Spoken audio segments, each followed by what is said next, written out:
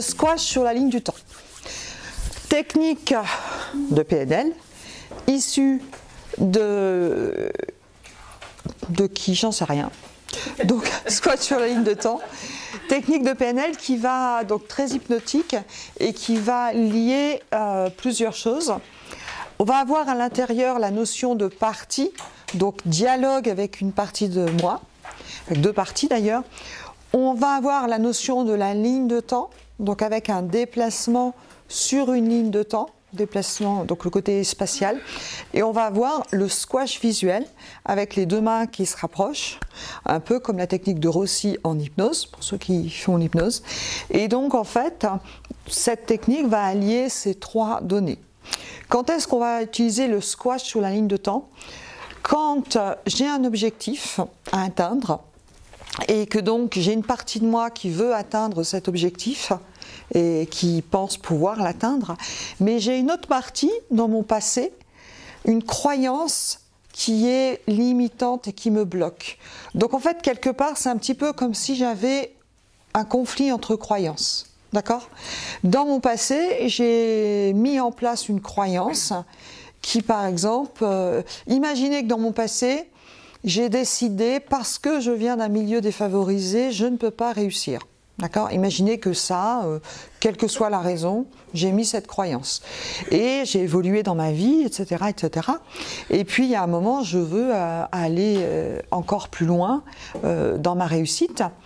Mais je sens qu'il y a un blocage. Il y a une partie de moi qui sait que c'est possible, parce que j'ai tiré des conclusions, parce que j'ai évolué, parce que j'ai fait des choses, et il y a une partie de moi quand même là-haut qui me tire et qui m'empêche d'évoluer. Vous voyez un petit peu l'idée? Ouais. Donc on est dans un système où il y a un conflit de croyances. Ça peut être aussi... alors moi j'ai utilisé ça chez une personne, par exemple, qui avait phobie sociale depuis longtemps, une phobie sociale depuis longtemps. Et puis, on a travaillé ensemble et elle allait beaucoup mieux. Donc, sur le concret, elle voyait bien que face aux déclencheurs habituels, elle allait beaucoup mieux, elle n'avait plus tous les symptômes de la phobie sociale. Mais ça faisait des années qu'elle était là-dedans, il y a une partie d'elle qui ne croyait pas que ça pouvait changer. Donc en fait, elle avait déjà pas mal résolu de choses, et donc en fait, eh bien, cette technique a permis de clôturer le travail, de réaliser en fait que c'était possible. Ça va? Donc une belle technique, je vous explique globalement comment ça va marcher, et puis ensuite on ira plus dans le détail. Et on ira faire bien sûr une démonstration. Alors, donc il s'agit déjà d'identifier effectivement un objectif que je veux atteindre avec une partie de moi qui y croit, et puis de savoir que quelque part, il y a une partie de moi qui bloque et qui n'y croit pas quelque part, ou qui freine. Ok? Eh bien, on va demander à la personne déjà de mettre une ligne de temps au sol. Donc du coup on est bien sûr dans de la métaphore présent, passé, futur, ok, présent, passé, futur, et la personne va se mettre tout d'abord sur son présent et elle va visualiser sur son futur la partie d'elle qui veut obtenir son objectif, d'accord? Donc vous voyez que forcément il y a de la dissociation, hein, puisqu'on parle d'une partie de moi, puisqu'on se projette dans le futur, etc. Et une fois qu'elle va être là, donc on va parler de l'objectif, qu'est-ce qu'elle veut atteindre. C'est un petit peu comme un état désiré hein, en PNL finalement. En plus, la personne va ensuite aller se positionner dans son futur, ok. Et donc l'opérateur va questionner la partie d'elle qui veut atteindre cet objectif et qui croit que c'est possible. On va questionner ses valeurs, ses croyances, en quoi l'atteinte de cet objectif est important, son identité, on va un peu faire les niveaux logiques, hein. C'est un peu comme un état désiré, et on va aller questionner cette partie. Okay ? Donc la personne sera dans son futur, en contact avec la partie qui veut atteindre son objectif. Okay ? Une fois qu'elle va être là, on va aller la placer sur l'autre partie, donc dans son passé, Et quand elle sera dans son futur, elle va aussi voir qu'il y a quelque chose qui coince quelque part. Et ensuite, on va aller positionner la personne dans son passé sur une croyance qui coince, la partie qui coince, la partie qui fait qu'à un moment, j'ai décidé que ce ne serait pas possible. D'accord ?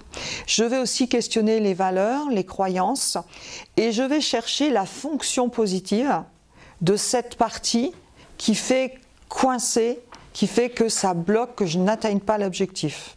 Vous êtes OK ?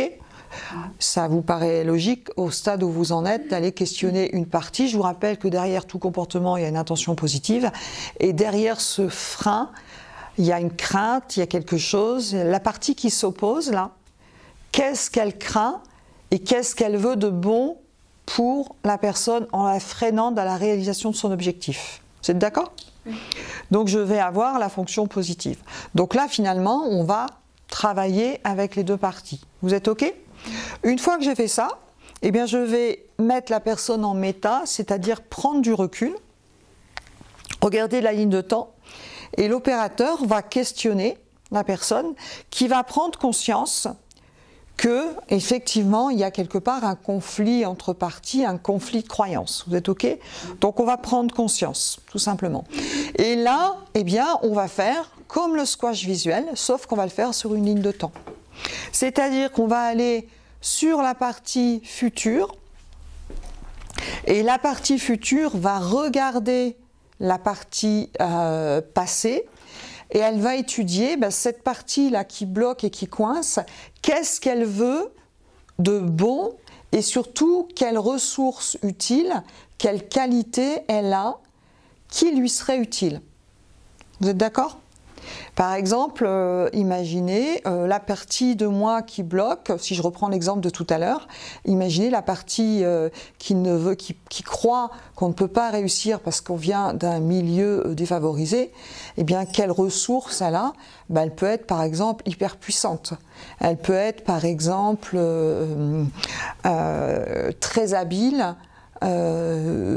pour faire ci ou pour faire ça. Donc je vais chercher les ressources et les qualités de cette partie qui seraient utiles à la partie du futur qui veut atteindre l'objectif. Vous êtes d'accord ? C'est le squash visuel. La partie passée. C'est comme dans le squash visuel, c'est-à-dire que la partie de mon futur, la partie qui veut atteindre l'objectif, elle va observer les qualités, les ressources de l'autre, et elle va prendre ce qui peut l'intéresser dans la suite. Ensuite, je vais faire pareil. Je vais aller sur la partie passée, qui va regarder la partie future, et de la même manière, observer les qualités, les ressources de l'autre, qui sont intéressantes et qui pourraient lui être utiles. Et puis, quand j'ai fait tout ça, eh bien, je reviens sur la partie présente.